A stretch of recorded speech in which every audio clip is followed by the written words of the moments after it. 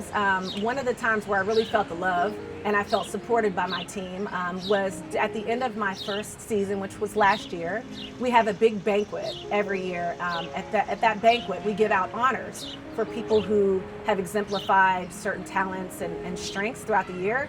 And I was named the offensive MVP for my team. And that was such a big honor, and it was recorded, and I got a standing ovation when the honor was presented. And it felt so good because I don't work for that. I don't play the game for that, but it was such a nice honor to have that moment where your team stood up and really got behind the fact that you led the team offensively and made a difference in what was my rookie season. So that was a really great moment for me.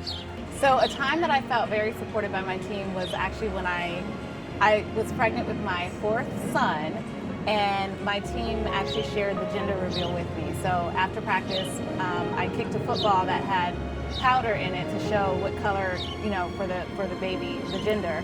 And I kicked the football, and it was blue powder everywhere, and everybody screamed in excitement. Of course, I wanted a girl, but it was really great to share that moment with my team. So a time that I felt the most supported with the DC Divas was about 3 years ago when my mom found out that she had cancer.